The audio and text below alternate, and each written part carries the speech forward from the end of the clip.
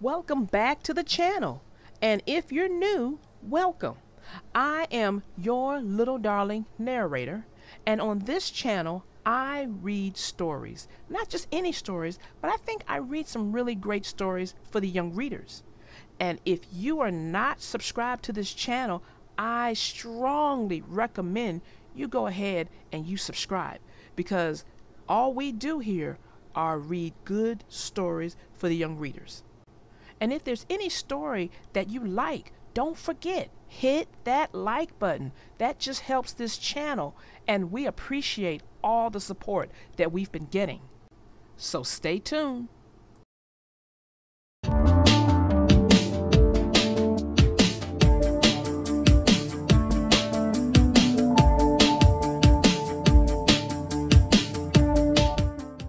The name of this story is called Author's Promise by Mark Brown.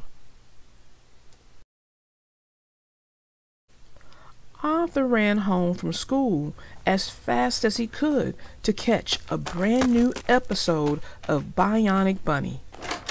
But when he got there, DW was already watching TV. "Arthur, guess what?" DW said excitedly. "There's a Mary Moo Cow special coming up next. Mary Moo Cow meets the Rainbow Pony." "No way, DW," said Arthur. "It's time for Bionic Bunny." "I'm allowed," said DW. "Mom said so." "Please," Arthur pleaded. "I'll buy you a new coloring book if you let me watch my show." "Nope," DW said firmly. "How about a coloring book and new crayons?" DW shook her head no. "Okay," said Arthur. "What will it take?" "There's only one thing I want," DW insisted, "and that's to come to your next Bionic Bunny fan club meeting." Arthur was desperate. "Okay, just let me watch my show." "Is that a promise?" DW asked. "Promise," Arthur replied. When the big day arrived, DW ran to find Arthur. "Grandma made me a Bionic Bunny costume to wear to the meeting," she said.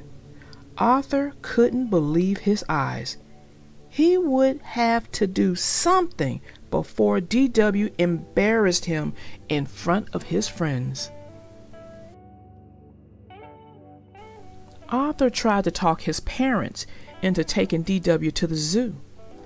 "I heard the ape family has a new baby," Arthur explained. "DW will love her." "Sorry, Arthur," said Dad. "Your mother and I are too busy today." Arthur even called Grandma Thor. "Can you take DW to the park today?" he whispered. "I would," she said, "but isn't DW going to your club meeting?" Arthur checked the time. The meeting was at 3 o'clock. He had to think fast. First, he pulled out all of DW's crazy bus videos. Then he gathered her favorite toys and put them on the couch. He popped in a video and took a deep breath. "Hey, DW," Arthur called. "Your crazy bus video is on." "Gee, thanks, Arthur," DW said. Arthur waited until DW started singing along. Then he tiptoed out of the room. Arthur ran to the treehouse to change into his official Bionic Bunny t-shirt. But when he got there, DW was waiting for him. "Surprise!" DW cried. "Oh no," sighed Arthur. "I'm too late." Now he was stuck with DW and his promise. DW heard a noise. "Somebody's coming," she said. "Bionic Bunny forever!" shouted Buster. Arthur felt doomed. "What's she doing here?" asked Buster. "Well, Arthur stammered. You see, she... But before Arthur could think of anything to say, Binky, Francine, and the Brain climbed up into the treehouse. Francine pointed to DW. What's she doing here? I'm here, DW said sweetly, because I know a lot about the Bionic Bunny. Oh yeah, Francine said. Like what? Well, DW began, I know how much the Bionic Bunny loves double chocolate brownies. Wow, DW, Buster exclaimed. What else do you know? I know how much the Bionic Bunny loves sugar cookies, DW said. Cool, DW, Binky remarked. What else do you know?